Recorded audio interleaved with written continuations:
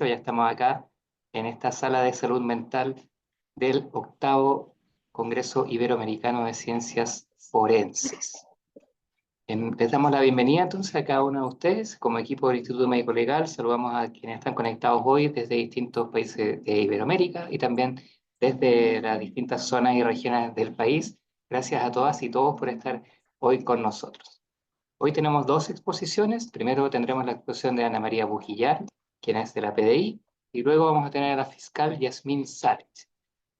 Les recuerdo que para la certificación posterior les vamos a dejar en el chat un formulario de asistencia que deben llenar para que puedan contabilizar su asistencia y así pueda ser más fácil la certificación que les llegará una vez finalizado el Congreso, unas semanas después. Por favor, les pedimos ahí un poquito de paciencia porque no es un proceso automatizado, está a cargo de un humano todavía. Así que muchas gracias por eso.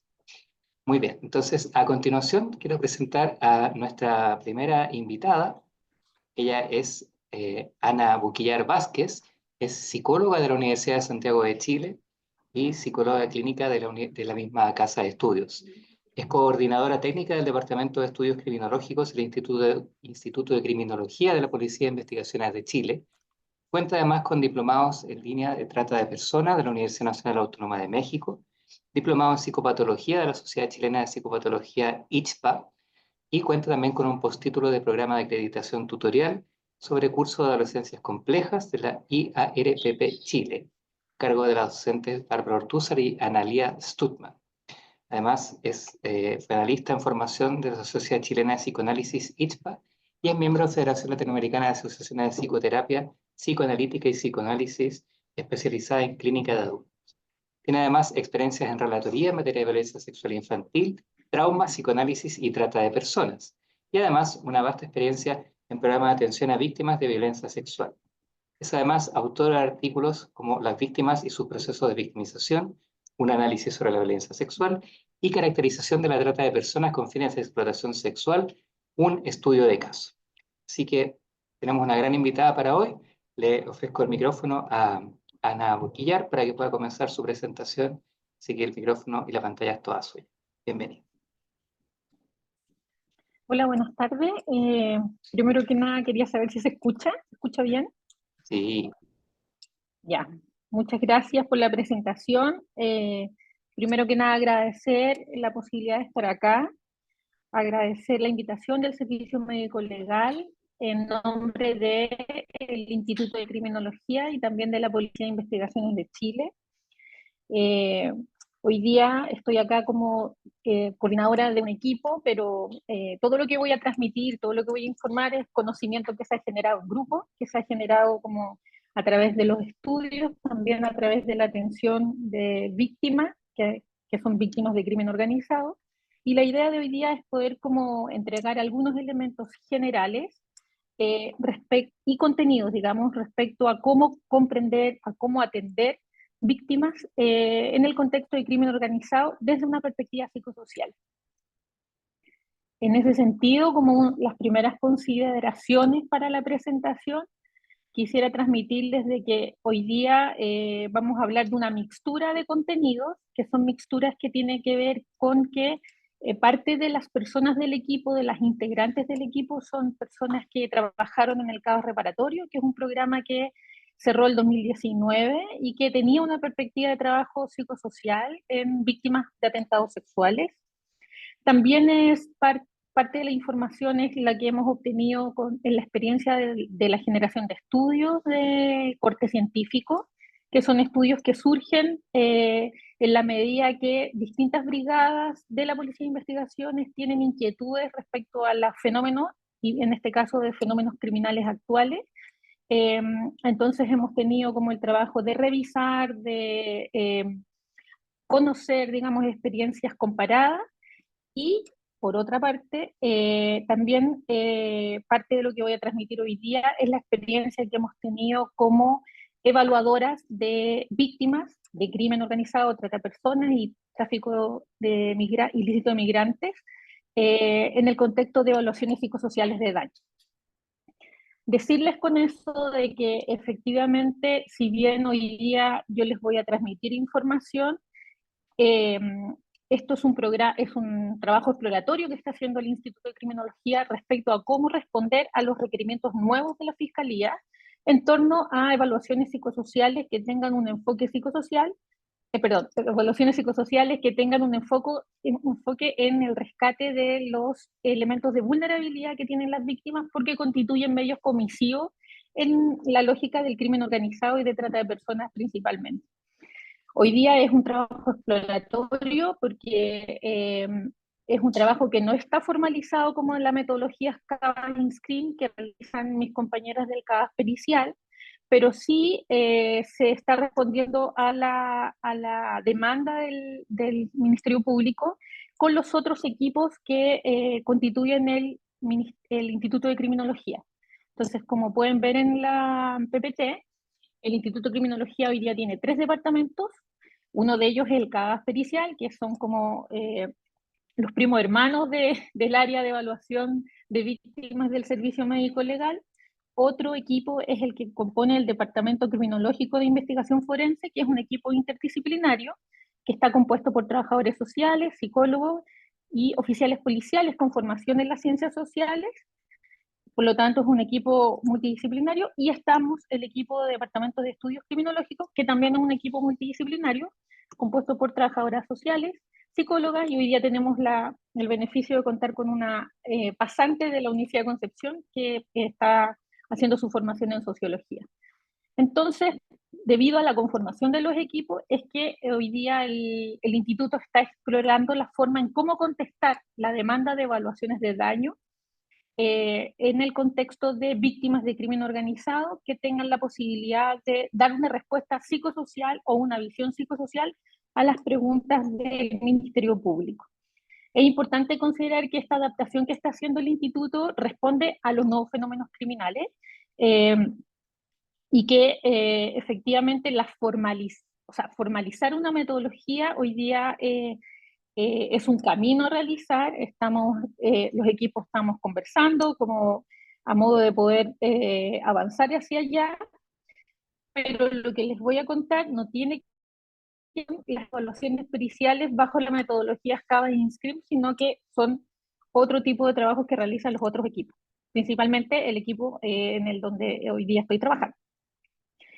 Entonces, hecha esa aclaración, comentarles que una de las fuentes de información que tenemos hoy día para abordar como algunos contenidos que nos pueden servir para comprender las víctimas de crimen organizado son los estudios, ¿no? Como el equipo de estudios criminológicos, su eje principal está concentrado en generar estudios, sin embargo realiza otro tipo de funciones. Y en este momento traemos los últimos estudios, que es el caracterización de trata de personas, que es un estudio caso que tuvimos la oportunidad de presentar en distintas instancias y ha sido muy útil para los oficiales policiales, pero también para otros funcionarios del sector público, a propósito de poder visualizar y comprender algunos indicadores asociados al funcionamiento de las víctimas que han padecido como el daño a propósito del delito.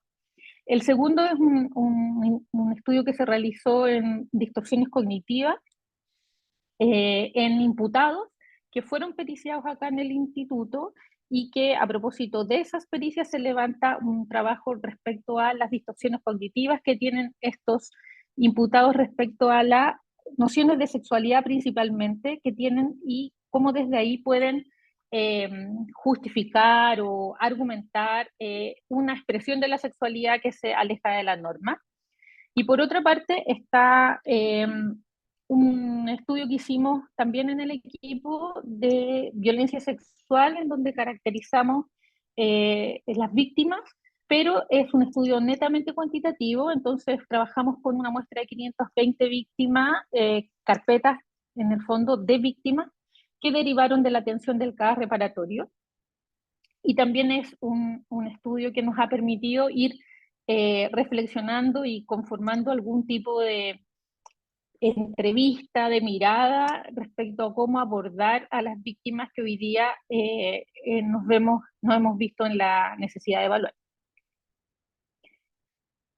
Con la proyección del año 2025, el equipo hoy día está siendo responsable como equipo ejecutor de poder realizar una caracterización más a nivel nacional de trata de personas. Este es un trabajo que se ha ido consolidando en la medida de que hemos ido pudiendo integrar distintos actores. Hoy día tenemos una relación, un convenio firmado con el Ministerio con la Fiscalía Nacional, del Departamento de Estudios, Crimen Organizado, con el Ministerio Público para poder generar la información necesaria para llegar a un estudio de caracterización. Eso quiere decir que en función del estudio y diferentes elementos éticos, porque son causas que tienen un nivel de secreto o de resguardo, vamos a poder acceder a la fenomenología desde una mirada cuantitativa, pero también cualitativa de las denuncias de testigos, víctimas, perdón, denuncias, declaraciones de víctimas y testigos e imputados que están asociados al delito de trata de personas. Y por otro lado, también para el año 2025, y hoy día ya estamos como en revisión de este estudio, es un estudio respecto a la caracterización como del Tren de Aragua, principalmente de 54 imputados, como en función de los informes policiales que ha trabajado la Policía de Investigaciones de Chile en el periodo en que está en la lámina entre el 2021 y 2023. Entonces, el trabajo que ha realizado el equipo ha sido un trabajo de alto estudio y de ahí hemos podido como relevar algunos indicadores que nos han permitido conversar y dialogar respecto a qué es importante mirar en una evaluación con un corte psicosocial, digamos, ¿no? De este tipo de víctimas. Una vez como aclarado eso, como también es importante entender de cómo nos hemos ido como acercando a lo que significa la nueva criminalidad. Ayer el fiscal Barros nos habló un poco del funcionamiento de los grupos ECO, pero también nos fue dando distinciones entre lo que es la criminalidad común o la criminalidad que está acostumbrado el país y la criminalidad organizada, que es este gran como desafío que tenemos todas las instituciones que trabajamos como apoyando el sistema de justicia o que somos parte del sistema de justicia. Y en ese sentido, el equipo, como una de las cosas que ha tenido como siempre muy presente, es una cita, en este caso de Sanso Ruber, en donde es importante como volver a ella. Cada cierto tiempo nosotras en las reflexiones que hacemos o en el trabajo que hacemos levantando datos, volvemos, digamos, a considerar que efectivamente la delincuencia organizada o no se va a dar nunca en abstracto, sino que se materializa en un contexto espacio-temporal concreto. En ese sentido, la expresión de la criminalidad o la expresión de la criminalidad organizada va a tener un lugar en determinadas condiciones sociales, un desarrollo tecnológico, político y humano específico, en donde el cruce de esos distintos elementos o factores da el contexto en donde se desarrolla ese tipo de delincuencia.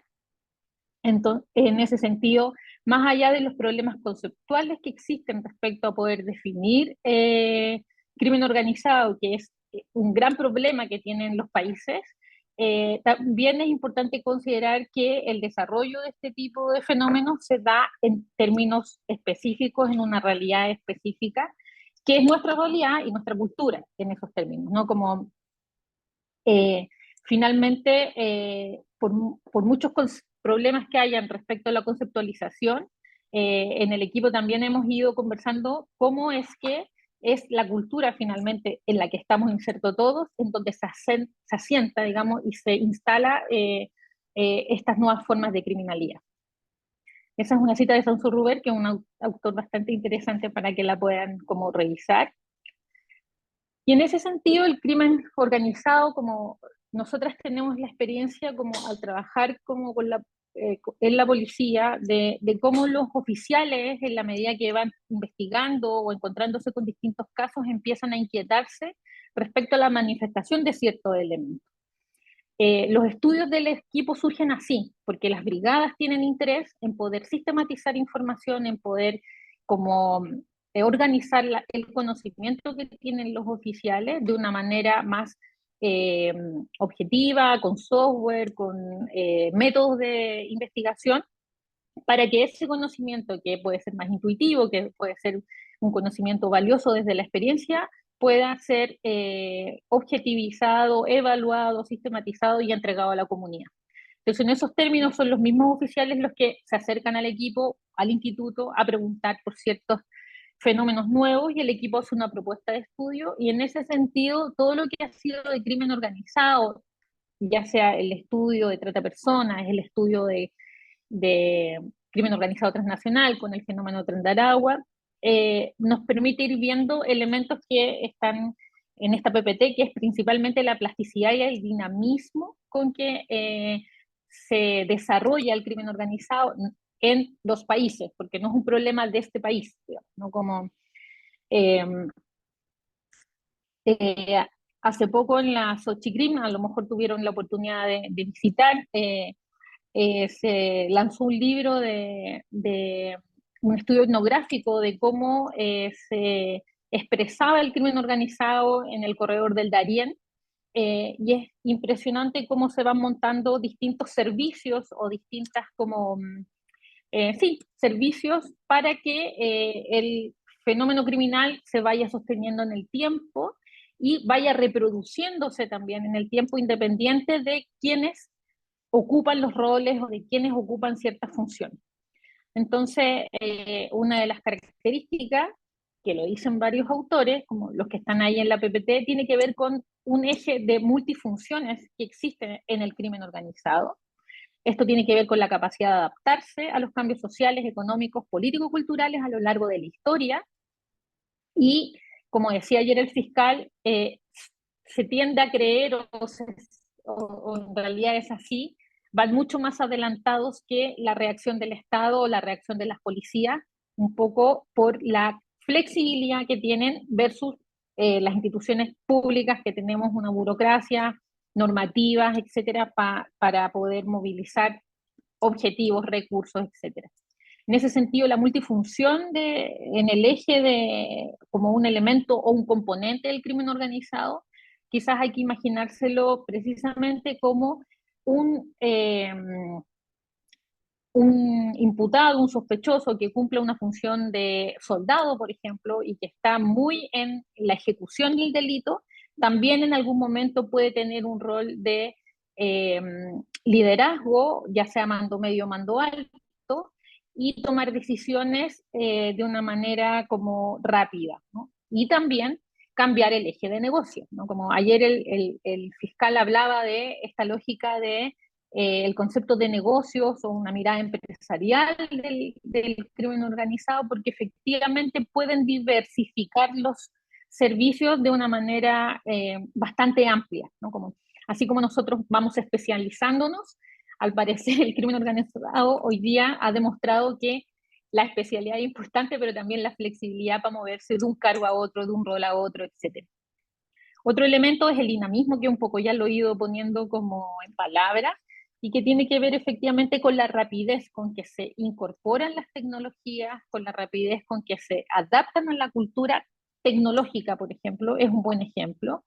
Eh, si en un tiempo atrás la trata de personas, la captación de las víctimas se hacía a través de un papel pegado en un poste, digamos, ¿no? O en una invitación que se haga en un restaurante, hoy día es todo por vía WhatsApp o por las plataformas de las redes sociales, y eso hace evidentemente una dificultad para la pesquisa, pero también para ponderar los riesgos, en la medida que nosotros como sociedad tampoco tenemos tan claro cómo poner límites a ciertos elementos que derivan de las redes sociales, ¿no? Como, eh, entonces lo dinámico tiene que ver con la adaptación a la cultura también, y a una velocidad que es muy diferente a las instituciones públicas. Y por otro lado tenemos el tema de los marcos legales. Se dice que el crimen organizado no tiene fronteras, ¿no? Como, y efectivamente los países nos movemos con nuestros marcos legales, con nuestras normativas, y el crimen organizado tiene componentes de trascender a eso, ¿no? Porque efectivamente, para yo irlo pensando con mis compañeras, muchas veces hablamos de esta contracultura que se arma, ¿no? Como existe el territorio no tiene las fronteras que nosotras pensamos, digamos, como en relación a nuestro país, por ejemplo, ¿no? Las fronteras en el crimen organizado trascienden los países porque el eje de negocios tiene que trascender y efectivamente las nociones de marco legal o las normativas de los países son traspasadas por los movimientos del crimen de este tipo de características, ¿no? Como en la PPT hay distintos autores, son interesantes para ir como entendiendo quizás más descriptivamente, algunos son más conceptuales y más eh, filosóficos, si uno quiere ponerlo, pero también la descripción permite como eh, comprender de una manera más sencilla a qué nos estamos refiriendo con crimen organizado. Y en ese sentido, como el índice de criminalidad o el índice global de delincuencia es un indicador que tanto la política nacional ha tomado, pero también los actores, los países que están adscritos en la ONU, ¿no? Para poder ir ponderando cómo están enfrentando los fenómenos del crimen organizado. Hay que pensar un poco que el índice se construye tanto como por el ejercicio, la ejecución de ciertos delitos, pero también por las medidas de resiliencia que los países van tomando para enfrentar este tipo de delitos. Por ejemplo, nosotros podemos pensar en México, que tiene en este momento no tengo en mi cabeza el número, digamos, ¿no? Pero que tiene un código de un índice, o sea, el número del índice es muy alto, a pesar de que tiene grandes medidas de resiliencia para enfrentar la criminalidad, ¿no? Entonces, en ese sentido, es importante, perdón, aquí tengo el dato, ¿no? Como es importante como tener presente que ahí está, de que el índice de criminalidad en el fondo es un señuelo, ¿no? Que nos permite ir viendo cómo los países en Latinoamérica, pero también nosotros como país vamos moviéndonos tanto en relación a la ejecución de los delitos, pero también en relación a las medidas de resiliencia que los países toman. Entonces es un factor que se construya a partir de las cifras. Parte de las preocupaciones tienen que ver con que efectivamente hoy día con el índice del año 2023, ¿no? Como el país tiene se le asigna, ¿no? La fórmula le asigna, digamos, ¿no? Un valor en donde aumenta de 5,18, de 1 a 10, digamos, ¿no? Como donde 1 es menor criminalidad, 10 es más criminalidad. México, por ejemplo, tiene un índice que está cerca del 8, del 7, no sé, ya no me acuerdo bien. Pero hemos como tenido que considerar que el índice es un marcador en el fondo, que es un marcador que sin duda que influye en la política pública. Hoy día Chile tiene un 5,18 puntos, que está por sobre el promedio de los 193 países que componen la ONU, y está bajo el promedio de Latinoamérica, pero me están hablando del tiempo acá, no es tan alto tampoco, digamos, ¿no? Entonces, dentro de las perspectivas para pensar y los modelos para pensar el crimen organizado, vamos a tener el modelo de redes, vamos a tener el modelo empresarial y vamos a tener el modelo de gobernanza. El gobernanza es un modelo, si uno puede ir, quizás la manifestación más grave, digamos, del crimen organizado en los países, porque efectivamente es la toma del poder en relación a ciertos territorios respecto al Estado.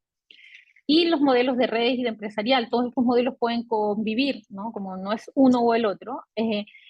Nos habla de cómo se van articulando, cómo se articulan estas organizaciones criminales con un enfoque más empresarial centrado en los negocios o con un enfoque más centrado en las redes. Eso quiere decir que su mayor peso está puesto del funcionamiento en las relaciones o interacciones no formales o interconexiones no formales que están teniendo para poder llevar a cabo el delito.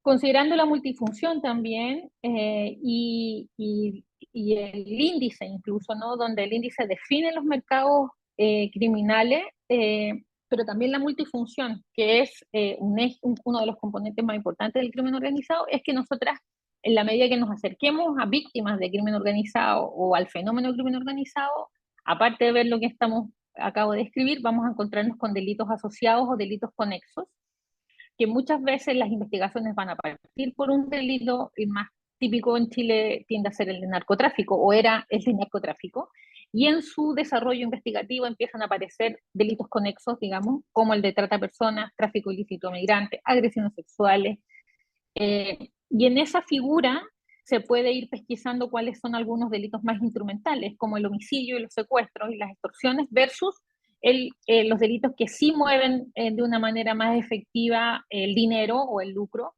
como es el narcotráfico o la trata de personas. Entonces, dentro de lo que tenemos, es que los delitos es un conjunto. Cuando hablamos de víctimas de crimen organizado, vamos a hablar de víctimas que han sido afectadas por delitos que se ejecutan en su conjunto o en forma paralela, ¿no?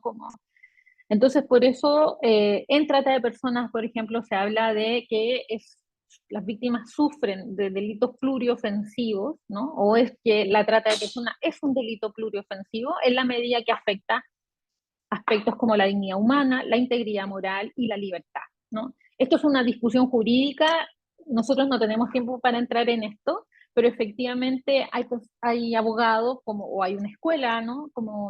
Que hace la discusión respecto a cuál es el bien jurídico protegido en la trata de personas, ¿no? Y si la dignidad se podía pensar como un bien jurídico protegido o más bien es un derecho fundamental que está por sobre los bienes jurídicos protegidos. Pero lo importante para la evaluación, ¿no? Es considerar que efectivamente nos vamos a encontrar con víctimas que han padecido de ofensas, digamos, a sus derechos humanos en distintos ámbitos.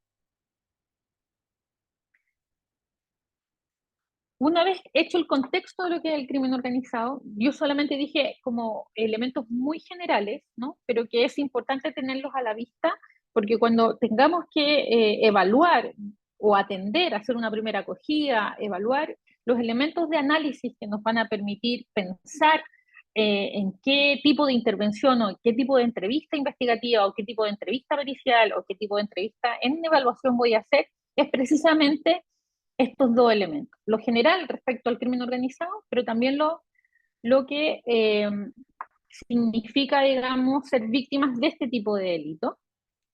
Estas dos PPT me las voy a saltar un poco porque son la noción de víctima, ¿no? Y me imagino que las personas que me están escuchando lo tienen mucho más claro incluso que yo, pero es importante como recordar que en el año 85 la ONU define, ¿no? Como qué es ser víctima de delito, y en esa definición incluye el abuso de poder, ¿no? Porque es un elemento que muchas veces se suele dejar de lado. Lo pueden revisar, está en la Declaración de Naciones Unidas respecto a los principios básicos de la justicia para las víctimas, y yo creo que vamos a pasar de largo en honor al tiempo y porque además viene otra presentadora. Aquí está la PPT que tiene que ver con el abuso de poder, y que es un elemento que poco se discute, de hecho, como en el área. Entonces son víctimas que sufren de un delito que son pluriofensivos, ¿no? Pero que además son víctimas que están enfrentadas o que padecen de un ejercicio de la violencia que tiene ciertas características, ¿no? Como en crimen organizado, el uso de la violencia puede ser parte de la estrategia para sostener el desarrollo del delito, y no una estrategia y no un fin en sí mismo, ¿no? Muchas veces, mucha literatura dice, ¿no? Como que efectivamente lo que importa acá es el lucro, ¿no? El objetivo principal es el lucro, por lo tanto, tiene que darse curso o tiene que haber funcionalidad respecto al curso del delito, y los homicidios muchas veces tienen una función, bueno, el fiscal ayer un poco lo mencionaba también, ¿no? Como de marcar territorios, de dar mensajes, pero en sí mismo es un delito que es más instrumental respecto al ejercicio del crimen organizado, más que el delito como prioritario, por decirlo así. Entonces, en esa lógica, la violencia que nosotros como vamos a escuchar cuando tengamos que escuchar a una víctima, puede ser una violencia que tenga un eje transversal en el ejercicio completo del delito, puede ser también una violencia que tiene un fin más instrumental, si es que estamos hablando de extorsión, por ejemplo, o estamos viendo homicidios, y también tiene la característica de poder ser una expresión sutil en términos de violencia o una expresión directamente física y dañosa o que genere lesiones de una manera más explícita, digamos, ¿no? Y en general es importante hacer como la detención en lo que es la violencia sutil, porque son elementos que en las evaluaciones son posibles de pesquisar y van constituyendo los medios comisivos para establecer eh, lo que son las vulnerabilidades de las víctimas respecto al delito. La violencia sutil es uno lo puede pensar desde Foucault, pero también lo puede pensar desde los vínculos, ¿no? Como el poder en el vínculo o como la sujeción a través de los vínculos va generando una merma en el funcionamiento mental de cualquier ser humano. Y en ese sentido, el control que hacen los tratantes o los sospechosos de elementos básicos de necesidades para la satisfacción de necesidades básicas, alimentación, calor, frío, libertad, movimiento, cámaras de vigilancia, son elementos que sí o sí van a tener un impacto psicológico y que muchas veces se pasan por alto porque el delito con violencia explícita pasa a tener un mayor protagonismo, por decirlo así, cuando efectivamente el control de una víctima, la sujeción de una víctima en términos psicológicos también pasa por la expresión de elementos más sutiles de violencia y que están consignados en la literatura y que para nosotras como evaluadoras o como primeras personas que podemos llegar a ser la primera acogida es relevante de connotar. Entonces tenemos que, en general, en crimen organizado uno piensa que las víctimas son víctimas de violencia extrema, porque vamos a encontrarnos con víctimas que han sufrido daños explícitos físicos, pero también daños sutiles que tienen que al ser longitudinales, al estar como sostenidos en el tiempo, van generando como un secuestro mental o una alteración psicológica importante. Quisiera ahí incorporar también está el menoscabo económico, ¿no? Como otro elemento de la violencia que también a veces pasa de largo, pero que es importante recordarlo. En trata de personas, la conjunción de estos elementos es tremendamente fuerte, y por lo tanto la, la, la dimensión, ¿no? Como para poder ponderar el daño, desde la perspectiva de la evaluación psicosocial, es muy amplio, por decirlo así, ¿no? Como es muy amplio. Efectivamente, eh, y el ejercicio de la violencia es transversal a la ejecución completa del delito, desde la captación, desde el primer contacto con la víctima incluso, a efectivamente cuando la explotación, ya sea laboral o trata criminal, etcétera, esté siendo ejecutada. Y un elemento importante en esta línea precisamente es el tema del consentimiento. Sabemos que desde la Defensoría el tema del consentimiento es importante y para nosotros también, si es que asistimos a juicio, es un elemento al cual en general los peritos o los profesionales nos preparamos.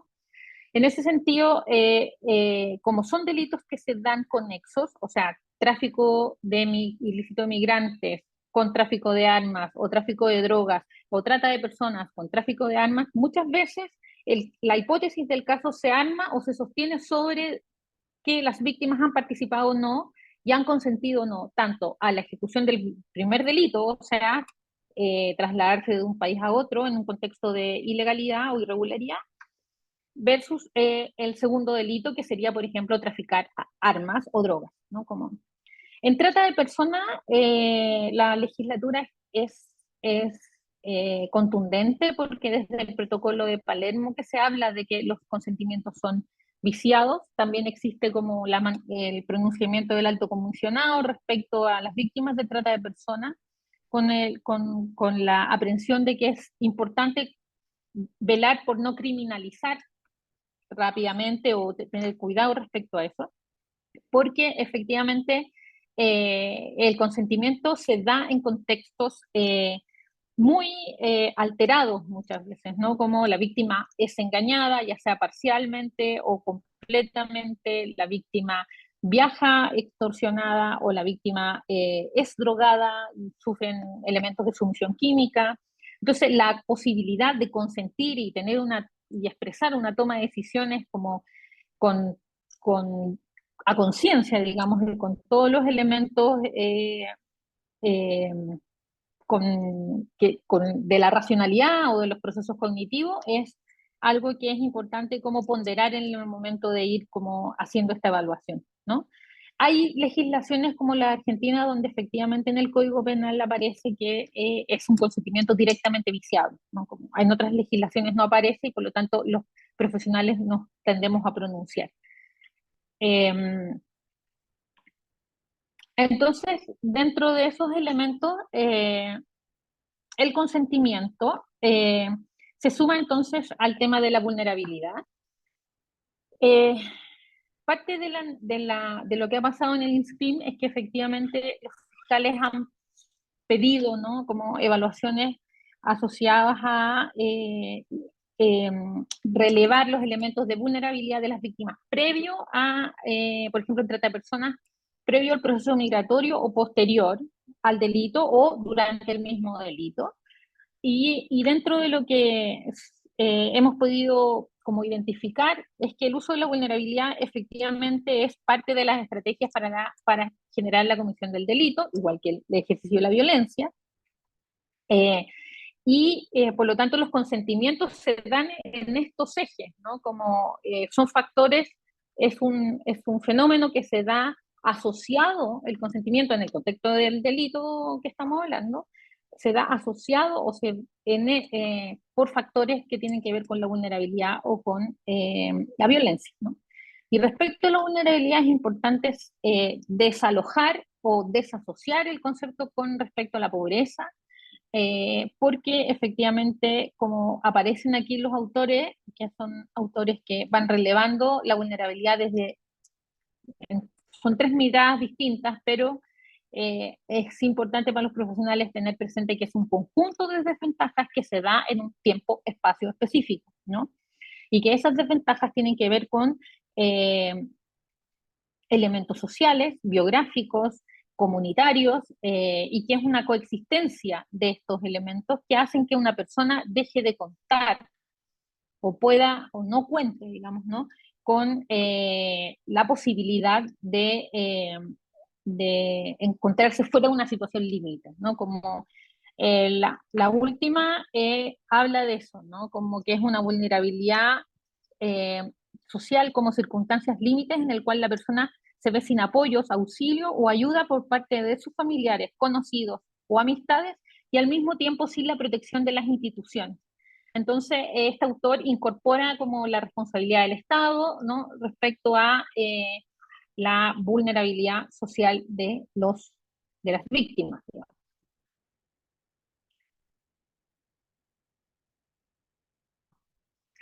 Dentro de las evaluaciones también, una vez que podemos como tomar en cuenta los, los, cómo el fenómeno se va construyendo, la perspectiva de género sin duda que es una herramienta de análisis. También voy a pasar un poco más rápido, pero efectivamente, estadísticamente, sabemos que las tasas en fenómenos migratorios, en trata de personas, en violencia sexual, ser mujer constituye una condición de vulnerabilidad, niño, niña también, ¿no? Migrante también. Entonces son elementos que hay que ir considerando respecto a la comisión de los delitos, ¿no? Porque son elementos de vulnerabilidad que en los informes o en los juicios tendrían que ser valorados, digamos, como tal. Y no olvidar, por supuesto, que la perspectiva de los derechos humanos, como es una perspectiva que permite también no perder de vista el carácter pluriofensivo que significa la conjunción de estos distintos delitos que en paralelo afectan a una víctima. También voy a pasar rápido con esta lámina porque me imagino que ustedes tienen harto conocimiento respecto a esto. Y el fiscal ayer igual hablaba, él hablaba de la interagencia, como a propósito de la conformación de los grupos ECO, que es parte del argumento teórico técnico, ¿no? Para poder enfrentar el crimen organizado. Y desde los profesionales también podemos hablar de la interseccionalidad, que es un enfoque que nos permite como trabajar considerando los distintos niveles y los distintos eh, elementos o articular los distintos elementos que entran en juego al momento de sufrir un delito como este, ¿no?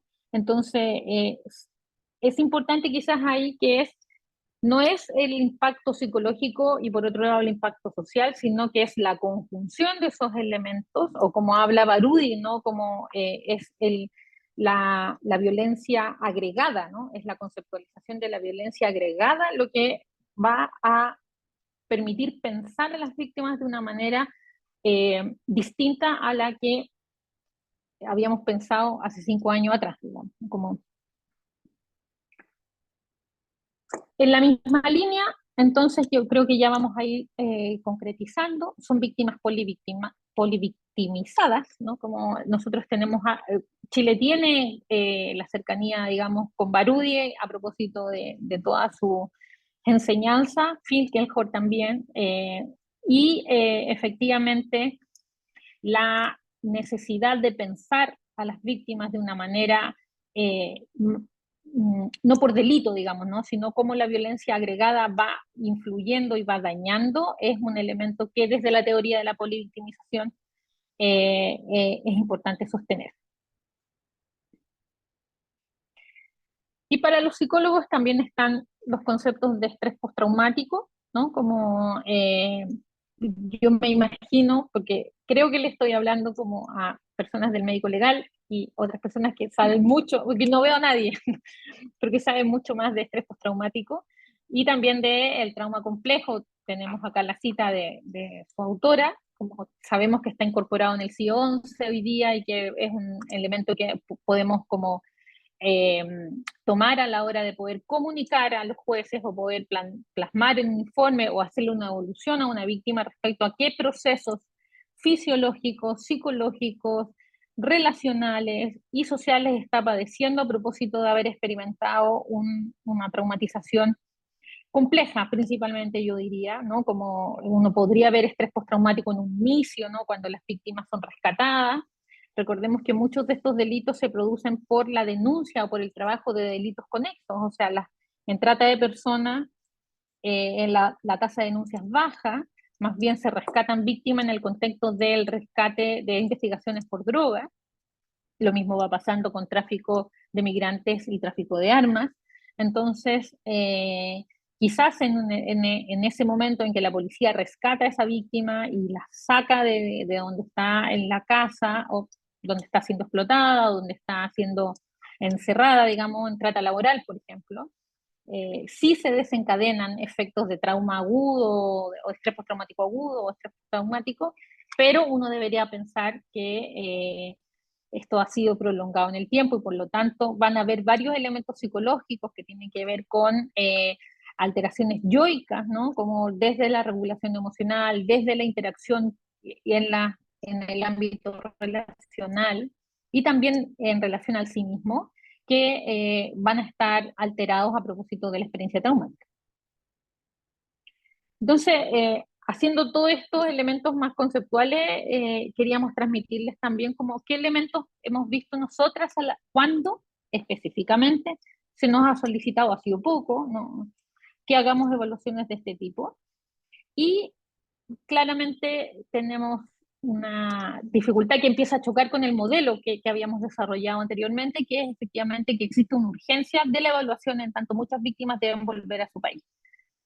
Eso fue uno de los primeros problemas que empezamos a vivir en el INSCRIM, como, porque efectivamente son víctimas que tienden a ser, o sea, pueden quedarse en Chile por un tiempo, pero hay que considerar que la casa de acogida en trata de personas, por ejemplo, es una casa de acogida que no cuenta con la seguridad necesaria eh, para situaciones de crimen organizado, ¿no? Como evidentemente es una casa de acogida que funciona hoy día intentando responder, pero que tenía una figura, como todos nosotros, digamos, muy cercana a la criminalidad anterior, digamos, ¿no? Como, entonces, en ese contexto, la repatriación o la reintegración de las víctimas a otros países es un elemento que empieza a correr rápido desde que son rescatadas, ¿no? Y la evaluación muchas veces se tiene que desarrollar en esos contextos, por lo tanto nos tenemos que adaptar a esa situación. Cuando hablamos de eso, me refiero a que no solamente es que el Estado está resolviendo temas de pasaje, visas, ciudadanía, etcétera, sino que también desde velar porque esa víctima tenga ropa interior, tenga alimentación, tenga eh, contacto con algunos seres queridos para poder devolverle como la interacción más humana respecto a sus seres queridos, pero también hay que cuidarla de las sospechosos o de los integrantes de las organizaciones criminales. Entonces, ocurre una situación de urgencia diferente que todavía los equipos acá en el instituto están como reflexionando respecto a cómo movernos en ese ambiente, que es nuevo, digamos, para las evaluaciones.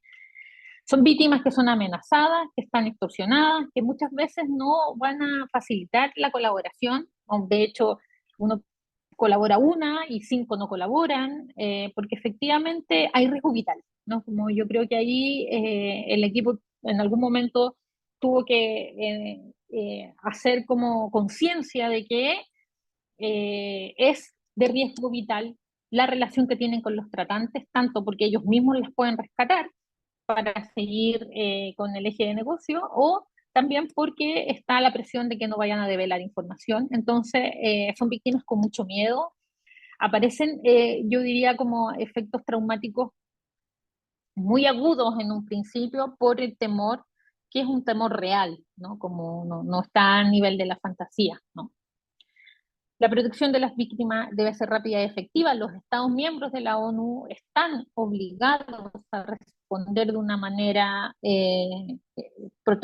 con todos como las posibilidades de protección. Entonces, algunas víctimas están incorporadas en casas de acogida como que no son de trata de personas, y si no hay en Cernamec, están en un hotel. Entonces, eh, el Estado ahí, con todas las dificultades, sin duda que va teniendo que movilizarse para poder cumplir con estos elementos, y las evaluaciones se incorporan en esos tiempos, ¿no? Como, no es como en delitos sexuales en donde la víctima puede llegar 5 meses o anteriormente, digamos, eran a veces hasta un año y medio, digamos, ¿no? Como, entonces, son elementos que marcan la evaluación de una manera diferente.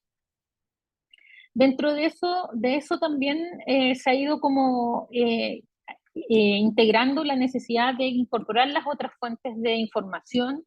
O sea, si bien se tiene acceso a entrevistar a la víctima, también el equipo ha podido realizar entrevistas a los profesionales de algún centro médico, a los profesionales de la casa de acogida, algún familiar en el cual tenga alguna interacción online, digamos, porque efectivamente poder consolidar la información, hacer un cruce de información respecto al delito, pero también respecto a cómo se gesta y se instala el delito en esta víctima, es un elemento que ha sido bien valorado como en los procesos investigativos.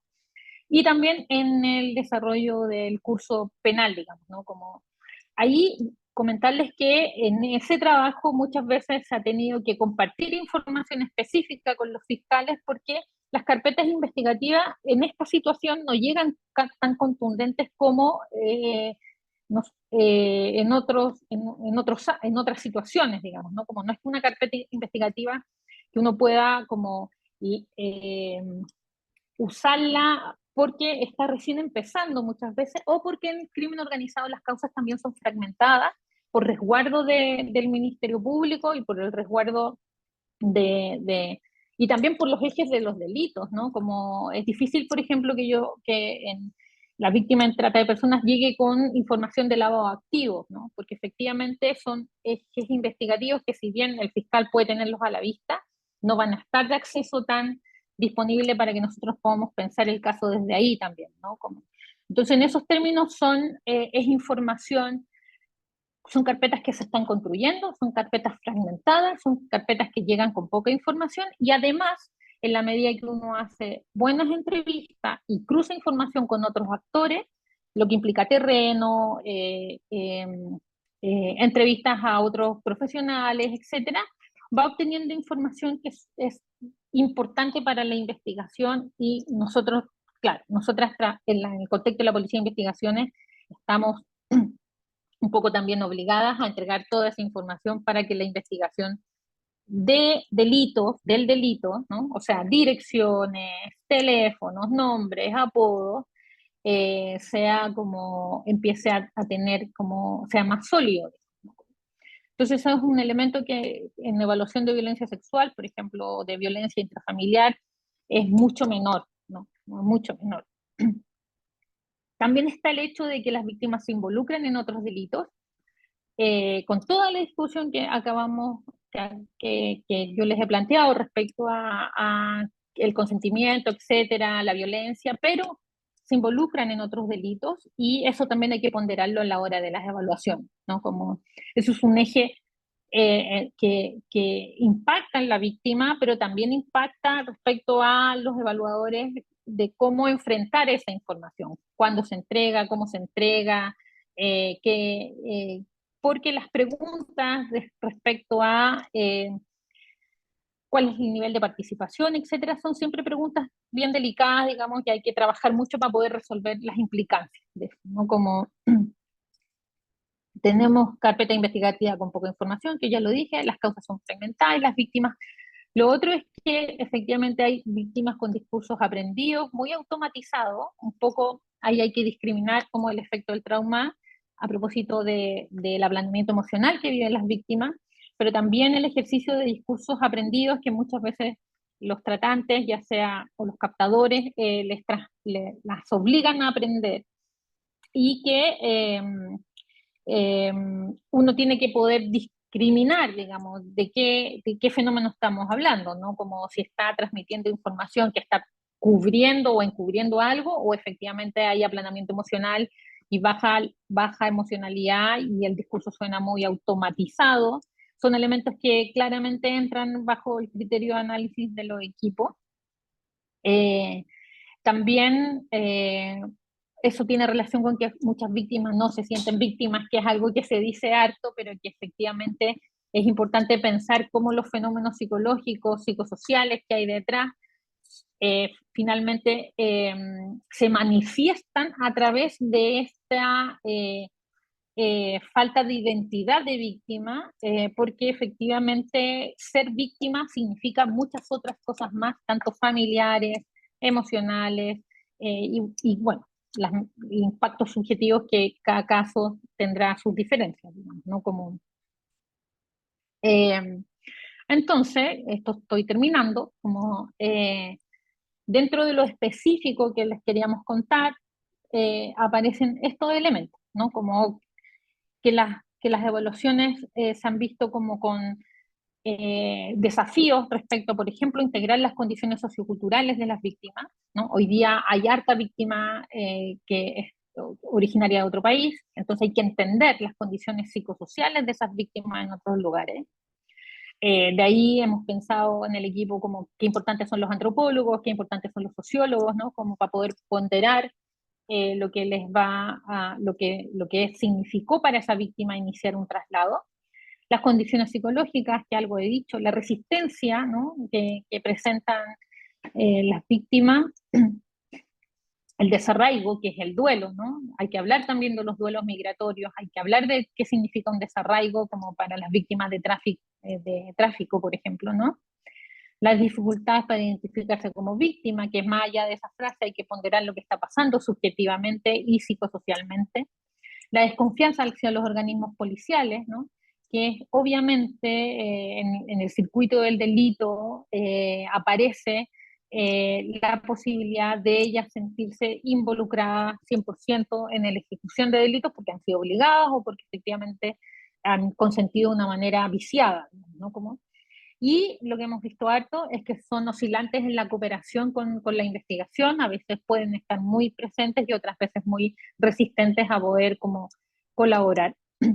Todo muy de la mano con el efecto, el impacto, el daño que han tenido. No voy a hablar de daño porque evidentemente ustedes todos saben ponderarlo muy bien, pero efectivamente es el cruce de todos estos elementos. Sabemos que no es causa-efecto y que está asociado a un quiebre emocional, relacional, vital, a propósito del delito. Y para finalizar, bueno, les dejamos los QR de los estudios, que son los estudios que ha desarrollado el equipo. Cuando tengamos los estudios del 2025 también se los queremos hacer llegar. Nada, ojalá les sirva de algo, es netamente parte de la experiencia, estos son trabajos exploratorios que está haciendo el instituto, pero que efectivamente responden a enfrentar nuevos fenómenos criminales. Así que muchas gracias y ahí están los datos del Instituto de Criminología y unas fotos de dónde trabajamos. Muchas gracias. Muchas gracias, Ana Buquillar Vázquez, por su presentación. Le agradecemos también que haya podido acortar un poquito en honor al tiempo. Así que, no sé, tenemos, yo creo, tiempo para una preguntita y no sé si usted, Ana, si la gente la pone en el chat, quizás la mandamos por correíto, ¿so que puede contestarla después? Sí. Dejo de compartir. Para ver el chat tendría que dejar de compartir. O usted me la lee, no sé. Sí, no sé, es que no sé si alguien tiene alguna consulta, si la pueden hacer por el chat.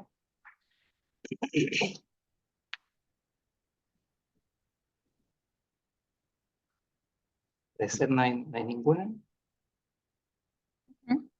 Muy bien. Ya, no hay ninguna pregunta. En caso de que por algún motivo o algo alguien se la haya traspapelado, se la mandamos por correo a Ana. ¿Bien?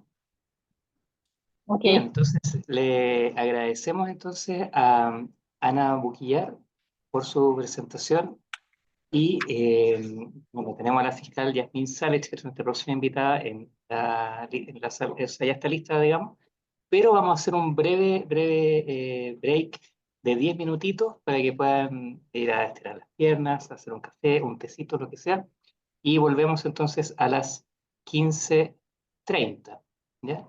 Con bastante puntualidad porque a las 4:15 ya tenemos que estar yéndonos a nuestros hogares. Así que los dejo 10 minutos y nos vemos entonces a las 15:30. Muchas gracias. Les cuento que el Instituto Médico Legal Dr. Carlos Ibar, que está encargado de investigación, docencia y extensión del servicio médico legal, tiene dentro de sus deberes legales mantener una colección de museos.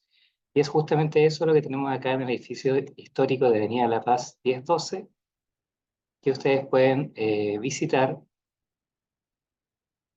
agendando previamente a el correo museo@sml.gov.cl.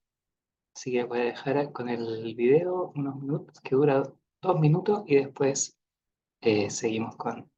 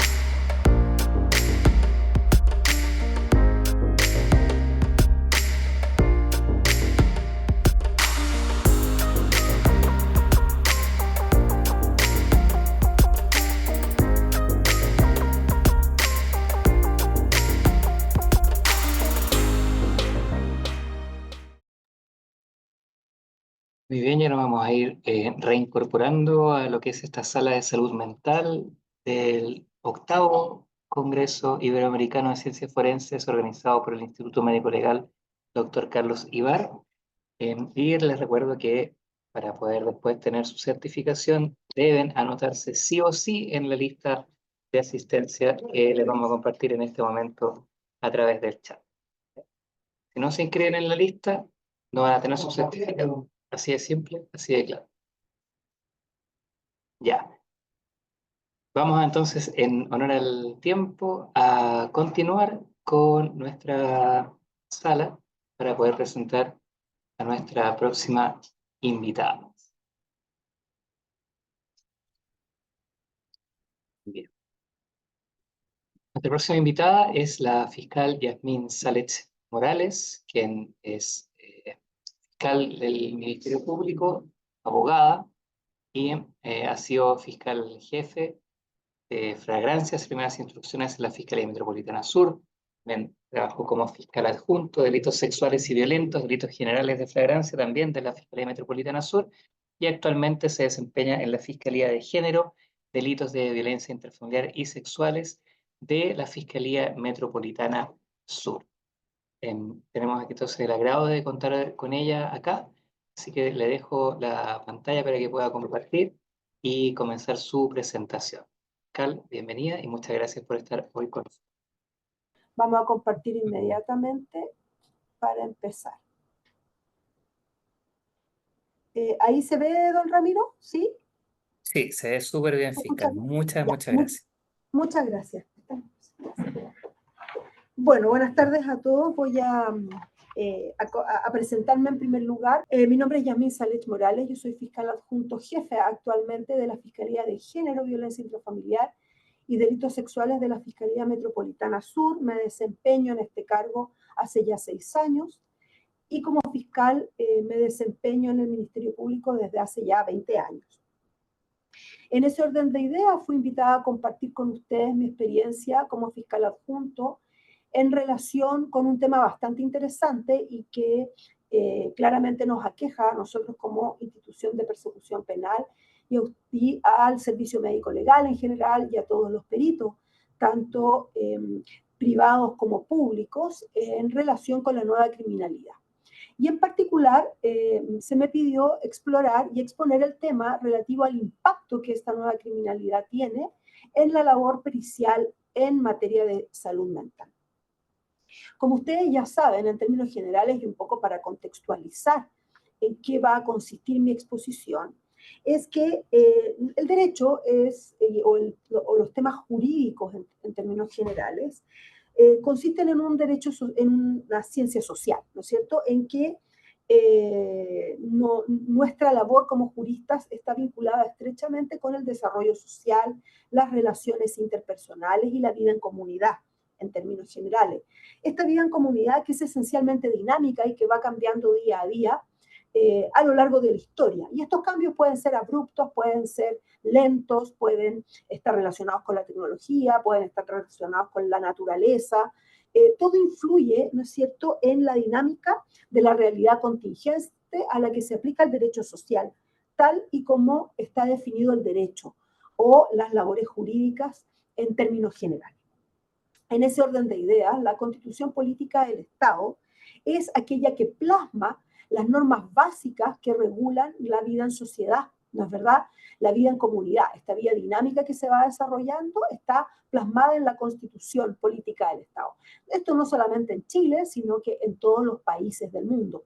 Existe una Constitución Política que regula o que da las bases o el paradigma en base al cual se van a desarrollar las relaciones sociales interpersonales en la vida en comunidad.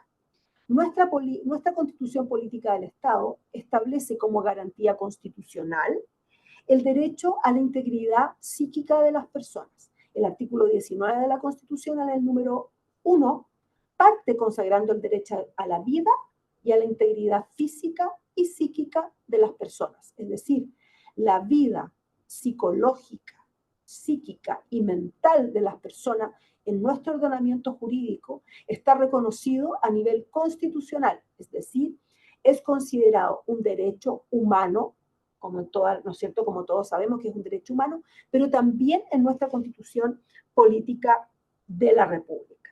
Y en ese orden de ideas, esta salud mental debe ser considerada no solo como una salud mental individual, propia de la persona, de las experiencias vividas y sufridas o absorbidas por una persona, sino que también esta salud mental colectiva, ¿no es cierto?, que provoca una afectación social y que desde ese punto de vista también afecta al individuo.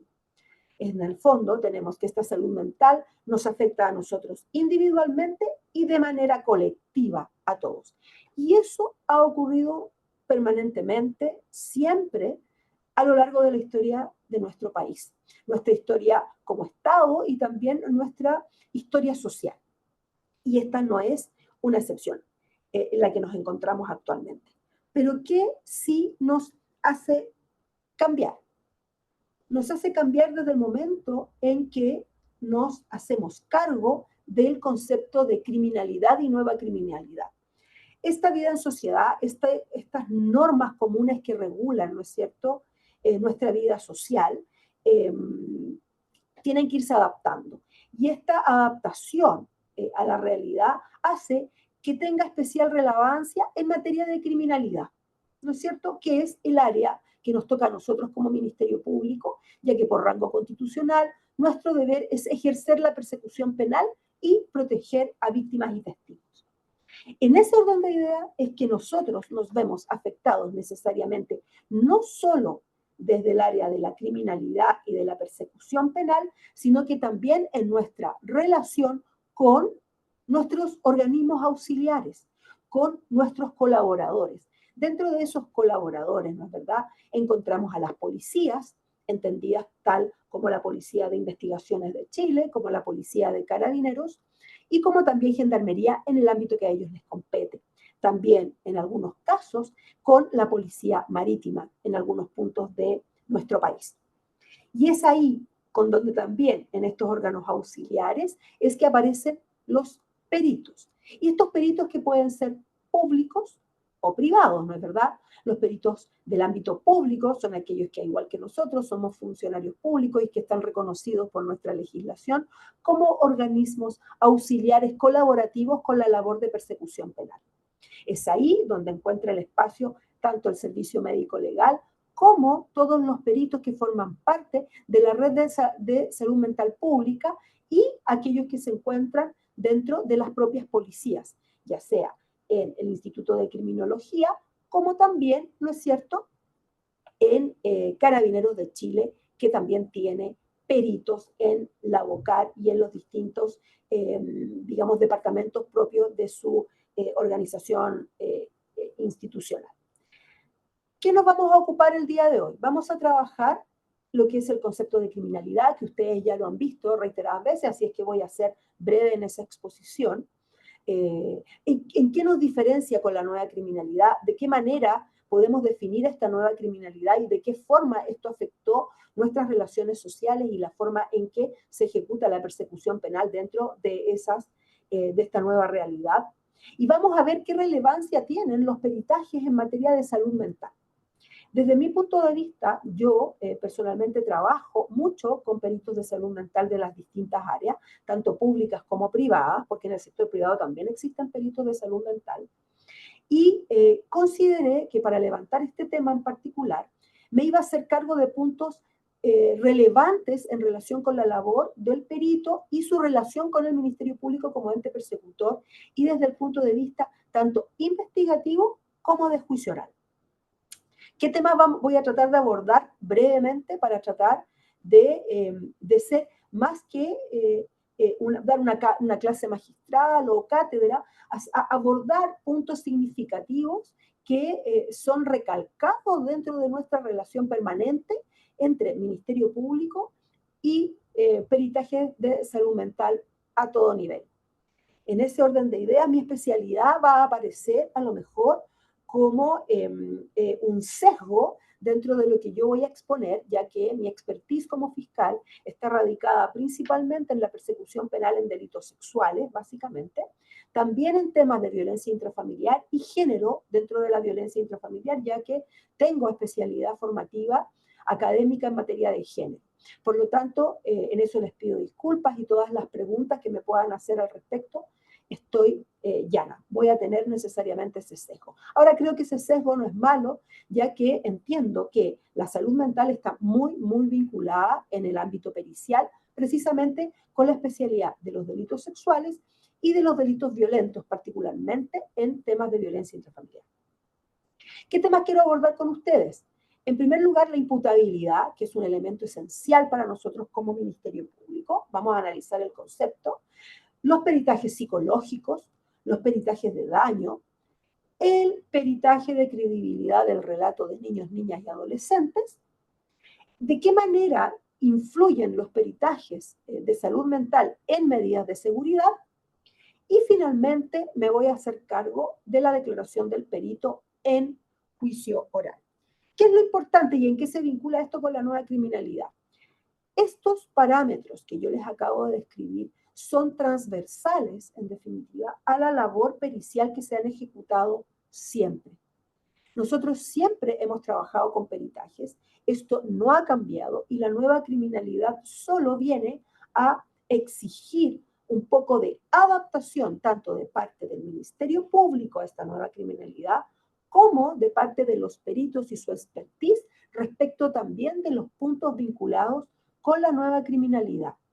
Los peritajes son los mismos, a lo mejor se amplía la gama, pero siguen estando relacionados con la labor que ejecuta un perito en salud mental. Pero lo más importante que ellos tienen es que los llevan a ustedes a capacitarse en estos nuevos elementos que se van levantando en razón de la nueva criminalidad y a nosotros también nos van haciendo nuevos requerimientos investigativos, porque los hechos cambian, las realidades mutan y nosotros tenemos que llevar todos estos antecedentes ante el tribunal para lograr las condenas en aquellos casos en que entendemos que existe una persecución penal que se requiere. ¿Qué podemos entender nosotros por criminalidad? La verdad es que la criminalidad la define el diccionario de la Real Academia Española como una cualidad o una circunstancia que hace que una acción sea criminal, es decir, la delincuencia. ¿Qué tenemos que entender por criminalidad en buen chileno? Entonces, delincuencia propiamente tal. Dentro de esta delincuencia existen, a mi juicio, dos elementos básicos que nosotros debemos rescatar y que debemos considerar al momento de entender la criminalidad.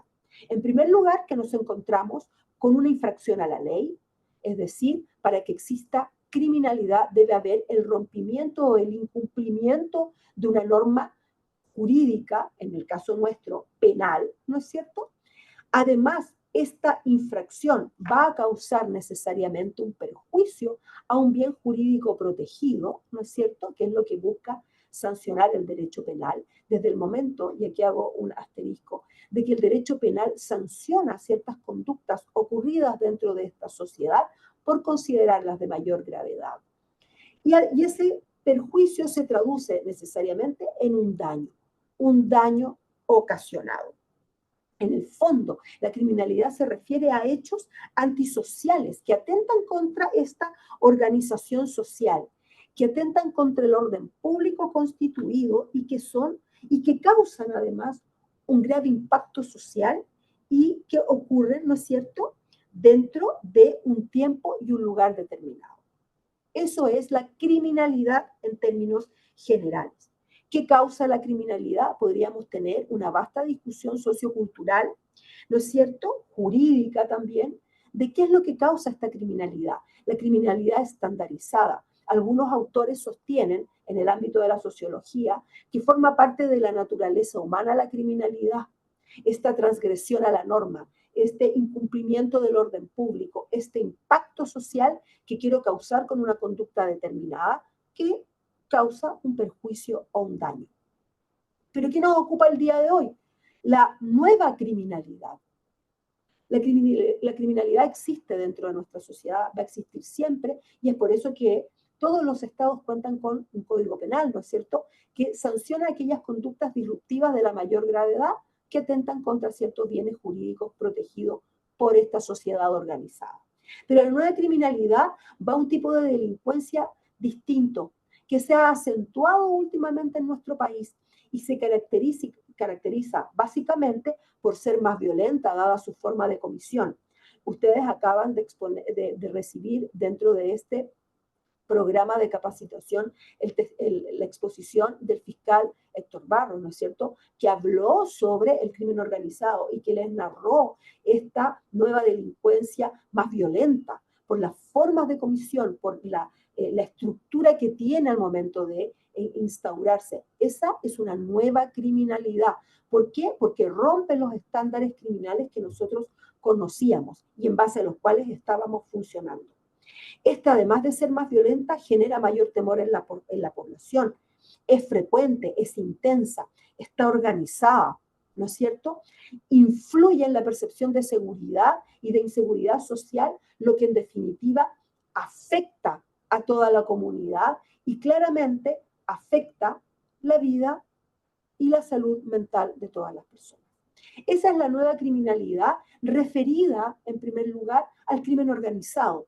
Pero yo quiero traerlos a pensar en que la nueva criminalidad no solamente está radicada en el crimen organizado.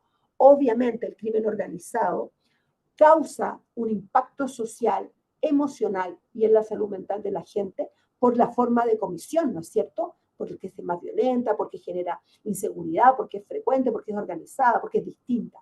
Pero existe otra nueva criminalidad que también está siendo levantada por distintos por el desarrollo propio de la comunidad y de la humanidad. La tecnología nos trae nueva criminalidad. Y es ahí donde encontramos nueva criminalidad a través de la ley de género, que viene a recoger dentro de nuestra sociedad ciertos elementos que antes no eran considerados parte de la comisión de un delito. Nuevos antecedentes, nuevas conductas que ahora son tipificadas como ilícitos. Y ahí encontramos los delitos en contexto de género. Por eso existe la perspectiva de género. Por eso ahora se sancionan ciertas conductas que antes no se sancionaban. Les pongo un ejemplo, como es el suicidio femicida. El suicidio femicida es una norma penal que sanciona una conducta, un hecho como delito que antes no era sancionado y que se levanta ahora en razón de la dictación de nuestra nueva ley de género. Se crea un nuevo tipo penal. Y ese nuevo tipo penal también es parte de una nueva criminalidad que debe y que afecta necesariamente la labor pericial que desarrollan los peritos en materia de salud mental. En este mismo contexto tenemos la ley de entrevista investigativa videograbada, ¿no es cierto?, que afecta necesariamente la investigación de los fiscales y asimismo afecta la elaboración de peritajes para credibilidad del relato y daño, y que obviamente de esa forma también afecta la labor pericial que se desempeña en materia de salud mental. Y finalmente, no puedo dejar de mencionar el Internet. El Internet y pongo Internet porque es el medio en base al cual se van, ¿no es cierto?, cometiendo nuevos delitos, se van levantando ilícitos.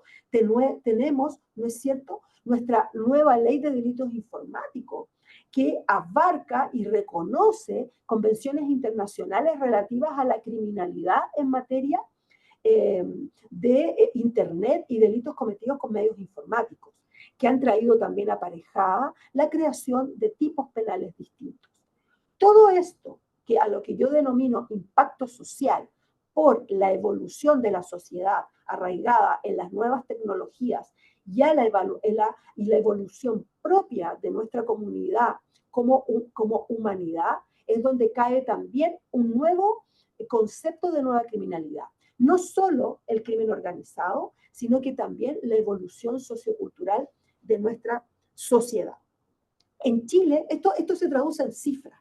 Y ustedes me imagino que han visto muchas cifras en las últimas exposiciones, solamente, y no quiero aquí descubrir la pólvora para nada, porque no es el objeto de mi estudio ni de mi análisis, analizar, ¿no es cierto?, cifras, pero tomando como fuente a Fundación Paz Ciudadana y a CRAPES UC, que tienen exposiciones específicas respecto de criminalidad y nueva criminalidad, la delincuencia ha visto un incremento en delitos violentos de un 7% en el primer semestre del 2017 y del 2024.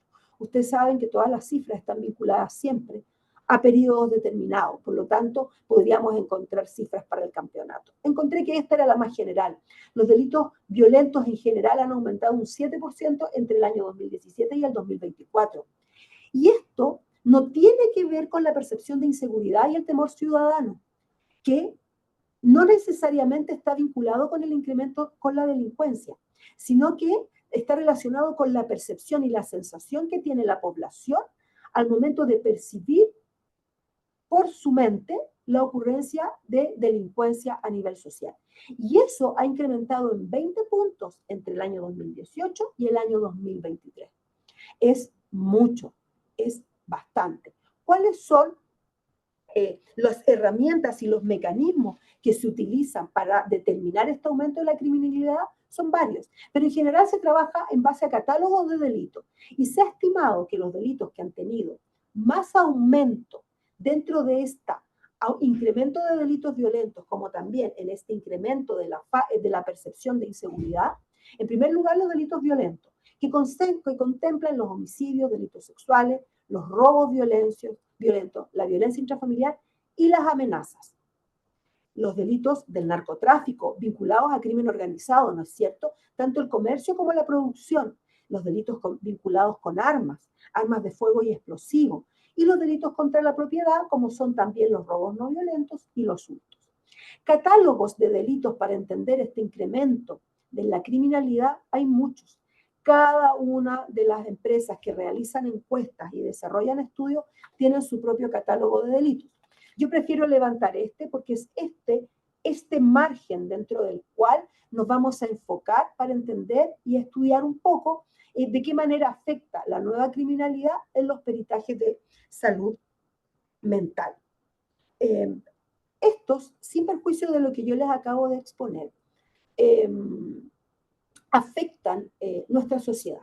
Como yo les explicaba al comienzo, ¿no es cierto? Chile ha sido víctima, por así determinarlo, de esta nueva criminalidad, tanto en el crimen organizado como en aquella que se relaciona con el desarrollo social o el desarrollo comunitario.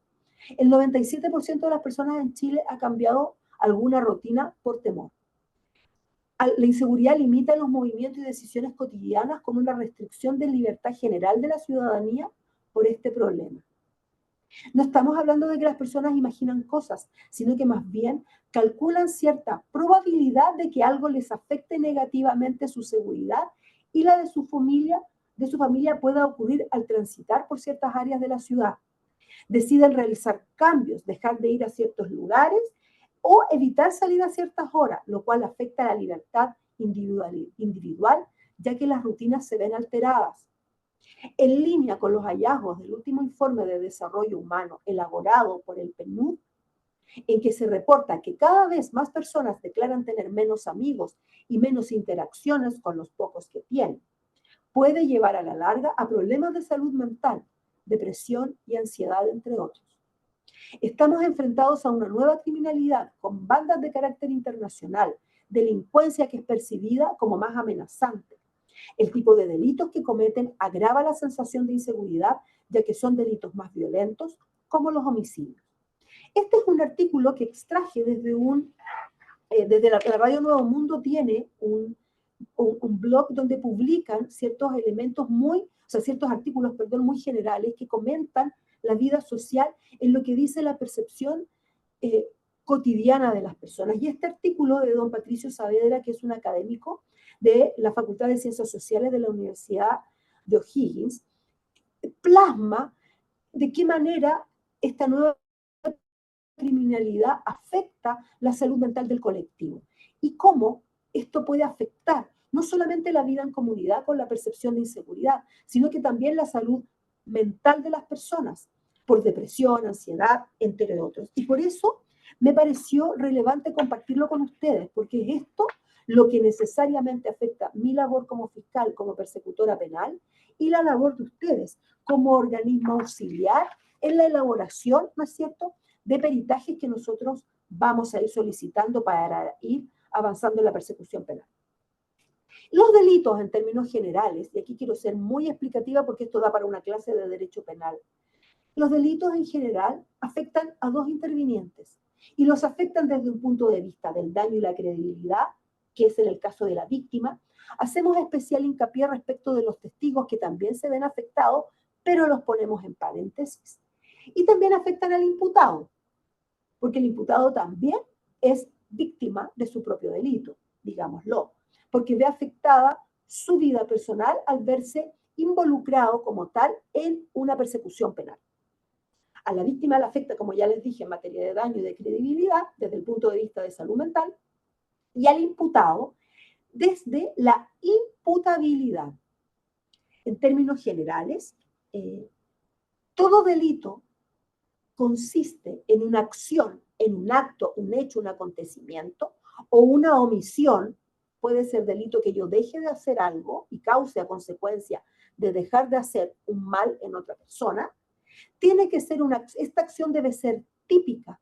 ¿Qué significa que sea típica? Que esté descrita en la ley como delito. Para que nosotros cometamos un delito, la ley tiene que decir que es delito antes que nosotros cometamos ese hecho. Debe ser antijurídico, debe ser contrario al ordenamiento jurídico en general, a esta constitución, a las leyes, al orden público. Y además debe ser culpable. Y es aquí donde entra la salud mental. Es decir, la persona que comete el delito debe ser imputable, propiamente tal. Los informes periciales en Chile están regulados en el Código Procesal Penal, artículos 314 y 315, entre otros. ¿Cuándo procede un informe pericial? Esto es para cualquier perito, no solo para los peritos en salud mental, sino que para cualquiera. Y cuando digo cualquiera, me refiero al perito químico, al perito sexológico, al perito de lesiones y también al perito de salud mental. ¿Qué dice la ley? ¿No es cierto? Que nosotros como Ministerio Público, dentro de las diligencias investigativas, podemos solicitar informes que se elaboren, ¿no es cierto?, para yo poder acreditar o desacreditar este delito que debo investigar. Procederá el informe de perito, nos dice la ley, en los casos determinados por la ley, y que sea necesario para apreciar algún hecho o circunstancia relevante para la causa, y estos fueren necesarios o convenientes ciertos conocimientos especiales de una ciencia, arte u oficio. En el caso de la salud mental, los fiscales necesitamos apoyo con informes periciales vinculados con la salud mental de una persona. Entendida la salud mental como este abanico grande que afecta a la víctima respecto del daño, ¿no es cierto?, y su credibilidad, como al imputado respecto de su imputabilidad. Estos informes deben ser evacuados con imparcialidad. Para nosotros, que los informes sean evacuados con imparcialidad es esencial. Lo que nosotros queremos es vuestra opinión o la opinión del perito para que nosotros podamos, en base a esa opinión, tener una decisión en la persecución penal. Nosotros no necesitamos que los peritos y los peritajes al mismo tiempo sean contestes con mi teoría del caso. Lo que yo necesito es una opinión de un experto en esta ciencia, arte u oficio para yo poder tomar una decisión como persecutora penal. No que me digan lo que yo quiero escuchar, sino que deben ser imparciales. Y esto se vincula además con mi deber constitucional de actuar con principio de objetividad. Es decir, yo no solamente debo investigar aquello que culpa a alguien, sino que también debo investigar aquello que exculpa a alguien. Y como tal, los peritajes en términos generales adquieren especial relevancia. Yo soy un abogado, no soy médico, como para determinar si acaso una persona está o no está afectada, si acaso una persona eso no es imputable, o si acaso una fractura provoca una incapacidad por más de 30 días o por menos de 30 días. Yo necesito que un tercero me lo informe. Eso es lo que se busca al momento de requerir un informe pericial. ¿Qué contiene este informe? Ustedes ya lo saben mejor que yo. El contenido del informe pericial está descrito en el artículo 315 del Código Procesal Penal. Y en primer lugar requiere la descripción de la persona o cosa que fuera objeto de ese peritaje, la descripción, ¿no es cierto? La relación circunstanciada de las operaciones practicadas y su resultado, que es la metodología utilizada, ¿no es verdad?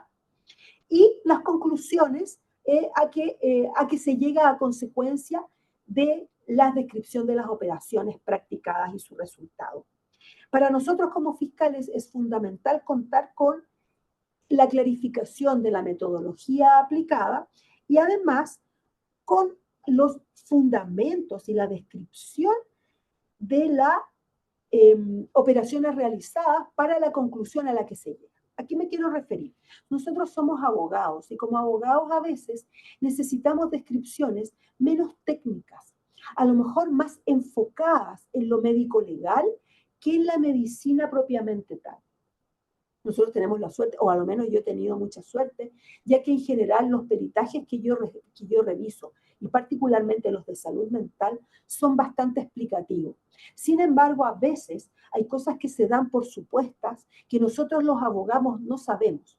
Los fiscales, donde estamos trabajando permanentemente con peritajes de salud mental, estamos acostumbrados a la terminología y más o menos entendemos la forma en que estos se desarrollan o los elementos que se consideran para llegar a las conclusiones.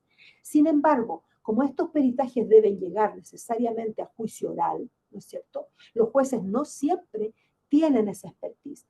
Es esencial que desde el momento en que se redacta un peritaje se contemple la necesidad de saber de que esto va a terminar, no necesariamente, pero es posible, en un juicio oral, y que esa expertise y esa conclusión hay que explicársela a un juez que va a conocer de este hecho. Por lo tanto, en la medida que nosotros obtengamos peritajes rápidos, fluidos, de fácil lectura y de fácil comprensión, teniendo en cuenta que nosotros vamos a resolver jurídico-penalmente el asunto, es que se enfoque este contexto y este expertise contenido en este informe físico. Y aquí hago una especial nota al margen. Los peritajes en general son objeto de metaperitajes, particularmente los peritajes en salud mental. La mejor forma que tenemos nosotros como fiscales para hacernos cargo de las metapericias es tener un informe pericial completo en esta parte, en las operaciones practicadas y su resultado. Ser claros, contundentes y analizando los elementos que estimen más relevante es que nosotros podemos enfrentar de mejor manera un metaperitaje. Dentro de los elementos que partimos, que íbamos a discutir y que yo les había explicado que es lo más relevante para nosotros como fiscales y que dice en relación con el imputado dentro de la persecución penal, está el informe pericial de imputabilidad. ¿No es cierto? Como yo les decía anteriormente, para que una persona pueda enfrentar la ley penal, debe ser imputable. ¿Qué entendemos nosotros, no es cierto?, por imputabilidad?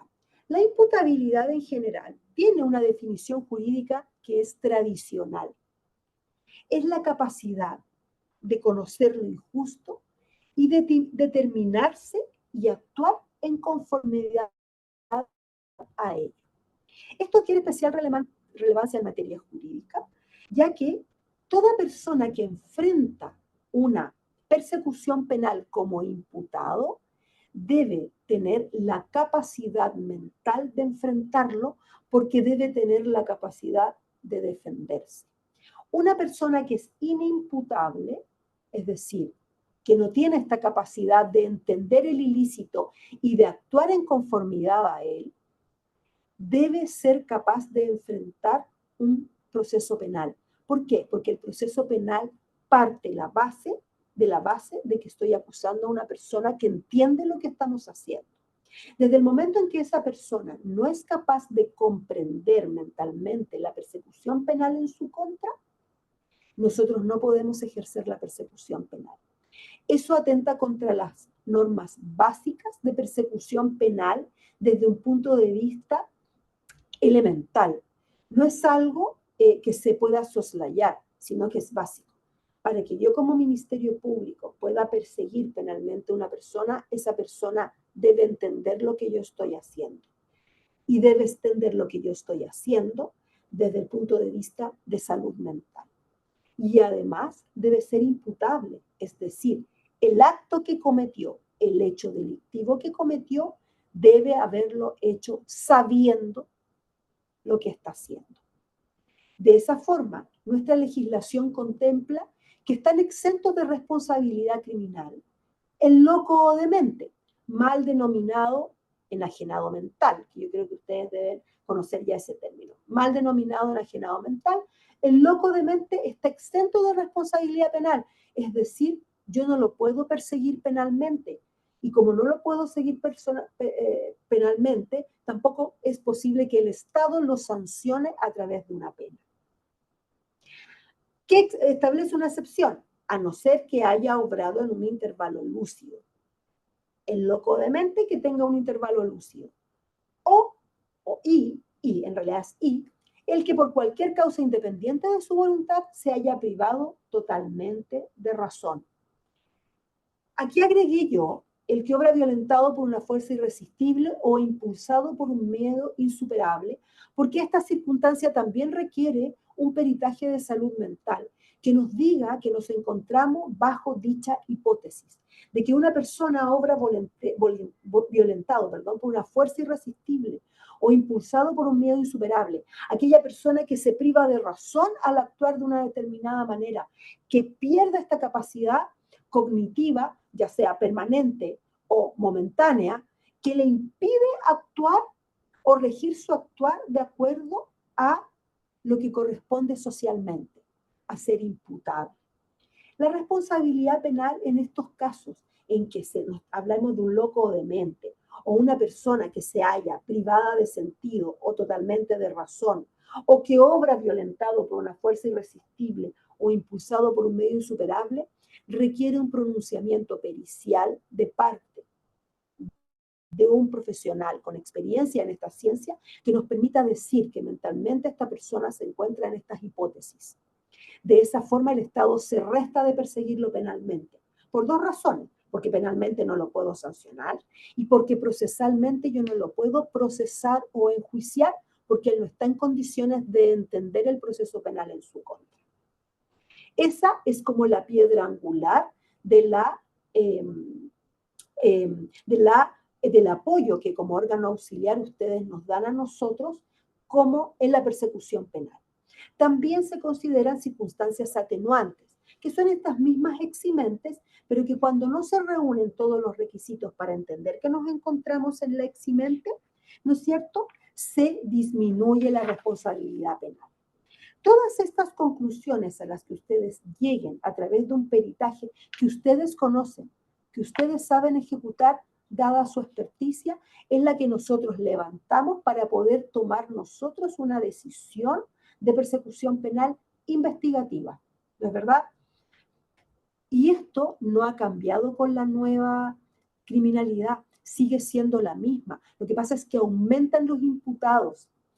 Como aumentan los imputados, aumentan sus distintas características personales que afectan a esta salud mental que ellos poseen y que pueden afectar su imputabilidad, ya sea totalmente o ya sea disminuida. Y es eso lo que nosotros les pedimos a ustedes que evalúen al evacuar un informe pericial.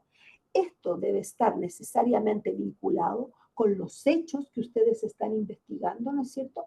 Y con las circunstancias concomitantes al hecho. Esa es la imputabilidad es respecto del imputado, ¿no es cierto?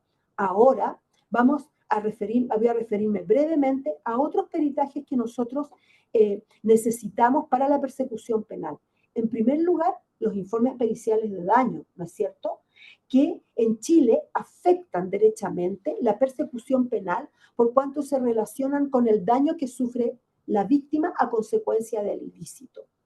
Este daño puede ser mayor o puede ser menor dependiendo de las características personales de cada niño. Y además la ley ha establecido ciertas circunstancias especiales para entender que existe un daño especial. que la víctima sea menor de 18 años de edad, ¿no es cierto? Que sea un adulto mayor, es decir, que tenga más de 60 años de edad, o se trate de una persona que tenga alguna discapacidad, dentro de las cuales de estas discapacidades encontramos, ¿no es cierto?, las discapacidades físicas, mentales, sensoriales o intelectuales, que deben ser consideradas por los peritos al momento de evacuar un informe de daños. También los informes psicológicos que se deben ir adecuando a esta nueva criminalidad.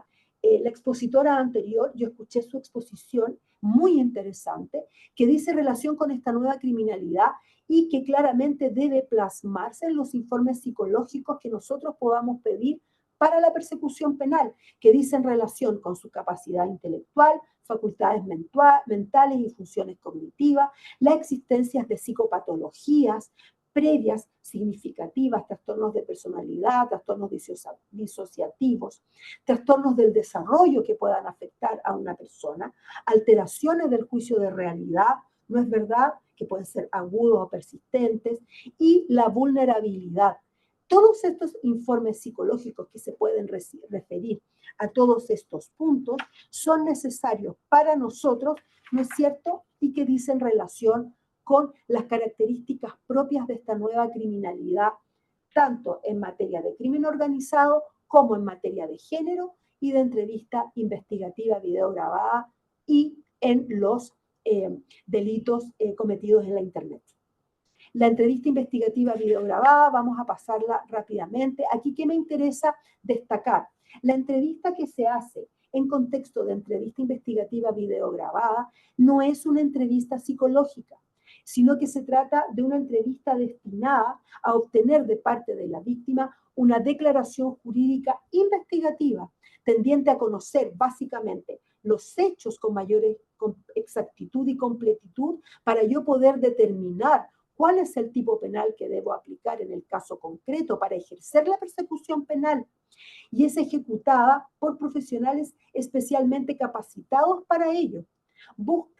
Es una declaración que se toma investigativamente, no psicológicamente. Busca conocer el hecho y además extraer antecedentes relevantes para la persecución penal, pero no es psicológica. Respecto de las medidas de seguridad que trata nuestro Código Procesal Penal en el artículo 455, se refiere a aquel enajenado mental que comete un hecho típico y antijurídico, es decir, un delito, y en la medida que existan antecedentes calificados que permitan entender que atentará contra sí mismo o contra terceros. Aquí es donde se toma el Código Penal, el concepto de enajenado mental, que claramente es un concepto que ya no se ocupa. La medicina de salud mental ha evolucionado en los últimos años. Nuestro Código Penal data de 1850 aproximadamente, por lo tanto no recoge la terminología adecuada según el desarrollo que ha tenido nuestra salud mental a través de la psiquiatría, ¿no es cierto?, pero utilizan mal este concepto. ¿A qué se refiere? Una persona que comete un delito puede caer en enajenación mental al momento del delito, que es cuando afecta su imputabilidad, durante la investigación penal, que afecta la posibilidad que tiene de enfrentar la persecución penal. En ambos casos, para nosotros como Ministerio Público, es conocer la opinión de un experto para saber si esta persona es capaz de guiar sus actos en conformidad a la ley y enfrentar un proceso penal de esa forma. Es decir, esta persona cuando comete el delito, ¿sabe lo que está haciendo? Tiene esa capacidad cognitiva que no es mental desde el punto de vista físico, sino que de todo el abanico de posibilidades psicológicas que permiten a una persona saber lo que está haciendo y actuar en mérito de dicha circunstancia. Eso es lo que necesitamos los fiscales. Saber eso en ese momento preciso, al momento de cometer el delito. Por eso, cuando una persona comete este ilícito y en las conclusiones de los peritajes se dice o se informa, ¿no es cierto?, que esta persona, si está bajo medicamentos, está compensada, para nosotros no nos sirve. no es un elemento importante a considerar, ya que confunde al tribunal y permite sostener que a lo mejor esta persona, al momento de cometer el delito, ¿no es cierto?, estaba compensada y por lo tanto es posible que haya sido punible su actuar. Es necesario que cuando se evacúe un informe de imputabilidad y de particularmente de facultades mentales propiamente tal, sepamos precisamente que esta persona cometía el delito en ese momento, no pudiendo llevar su actuar a tener digamos, un trabajo consciente de lo que está haciendo, y además yo sé lo que estoy haciendo y sé que con esto además estoy rompiendo la ley, estoy infringiendo la legalidad. De esa forma es como nosotros podemos optimizar el trabajo pericial en materia de salud mental y podemos, ¿no es cierto?, llegar a las conclusiones de nuestra persecución penal. Los peritos, desde el momento en que evacúan un informe pericial, deben saber que deben declarar en juicio oral. Ese peritaje nace para ser expuesto en un juicio oral y ese ejercicio nos ayuda a nosotros como fiscales para tomar decisiones. Entonces, estando así de esa forma, trabajando y conociendo la labor ejecutada por el perito al momento de evacuar el informe, podemos llevarlo a juicio oral. Les permite a ustedes desarrollar y cumplir su función con el objetivo claro de dónde quieren llegar y de manera imparcial, porque es ahí donde nosotros vamos a utilizar su expertise sin sesgo, sin necesidad de satisfacer alguna teoría jurídica, para saber cómo uno construye su juicio oral y la convicción del tribunal cuando decide perseguir penalmente a una persona. En resumen, los peritajes de salud mental siempre han sido esenciales y lo van a ser a pesar de la nueva criminalidad. ¿Qué quiero dejar en sus mentes? Esta nueva criminalidad tiene relación con el crimen organizado, pero también con las nuevas figuras que se van incorporando en base al nuevo desarrollo social, que van generando nuevas realidades que deben ser recogidas en los peritajes, porque nosotros debemos plasmarlo en nuestras investigaciones penales y porque ustedes van a ver complejizadas sus conclusiones en base al trabajo que están desarrollando. Siempre se debe mantener la imparcialidad y la objetividad desde su propia experticia. Es eso lo que a nosotros nos sirve, su mirada experta, tal cual como está, de acuerdo a los antecedentes que están evaluando, son los que nosotros vamos a considerar para ejercer la persecución penal de una manera determinada. Y ese peritaje, en la medida que sea objetivo e imparcial y completo, es el que va a ser presentado en el juicio oral, y esa conclusión libre de sesgo, ya sea de persecución penal o de defensa, es el que nosotros necesitamos levantar en el juicio oral para poder ejecutar nuestra persecución penal. Yo con esto quiero concluir mi presentación. Yo les agradezco mucho. Traté de resumirlo un poco, dada la premura del tiempo, pero creo que con las conclusiones más o menos les explicité cuál es la necesidad, ¿no es cierto?, de nosotros como Ministerio Público de contar con los peritajes privados, los peritajes de salud mental que buscan a nosotros satisfacer las necesidades de una víctima para entender si acaso ella tiene daño o credibilidad, y por otro lado la imputabilidad de los sujetos que cometen delito transgrediendo, ¿no es cierto?, la legislación penal en la materia. Yo muchas gracias y quedo abierta a preguntas en este momento o a través de mi correo electrónico. Yo encantada resuelvo todas las consultas por correo electrónico. Muchas gracias, don Ramiro. Sí, muchas gracias, fiscal Yasmín Salet, por su disponibilidad y por su excelente presentación. Yo creo que a todos nos quedó muy claro y creo que ha sido bastante ilustrativo para todas y todos. Entiendo que se tiene que ir rápidamente, fiscal, así que no sé, bueno, cualquier cosa, Sí, si pero tiene yo alguna... quería no llegar a las conclusiones, don Ramiro. Sí, no, le agradecemos de verdad. Así que Pero si siempre alguien tiene quedo alguna disponible. consulta o algo, nos pueden escribir al correo icy@.